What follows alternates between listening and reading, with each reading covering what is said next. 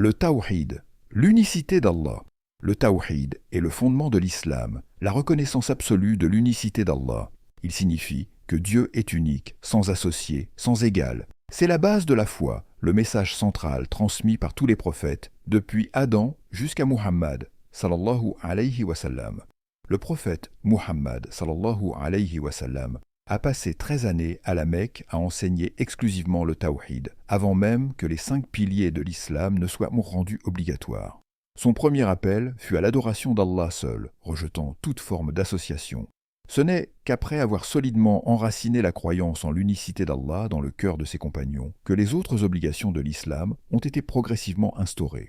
La Shahada, qui est le premier pilier de l'islam, résume cette croyance. La ilaha illa Allah, Muhammadun Rasulullah, ce qui signifie « Il n'y a de divinité digne d'adoration qu'Allah seul et sans associé, et Muhammad est son messager ».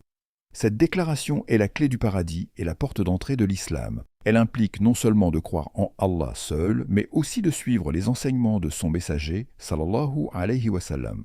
Le Tawhid se divise en 3 parties. L'unicité dans la seigneurie, Tawhid ar-Rububiyya, l'unicité dans l'adoration, Tawhid al-Uluhiyya, et l'unicité dans ses noms et attributs, Tawhid al-Asma wa Sifat.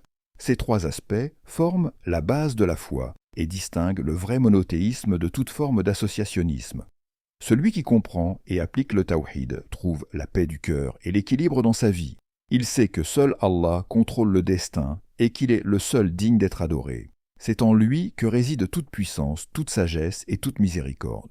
Sourate Al-An'am, 662 à 63. La dévotion totale à Allah dit « En vérité, ma prière, mes actes de dévotion, ma vie et ma mort appartiennent à Allah, Seigneur de l'univers. Il n'a aucun associé. » Sourate An-Nahl, 1636. L'appel au Tawhid à travers tous les prophètes. Nous avons envoyé dans chaque communauté un messager pour leur dire « Adorez Allah et écartez-vous du tagout, toute fausse divinité. » Sourate Al-Ikhlas, 112, 1 à 4.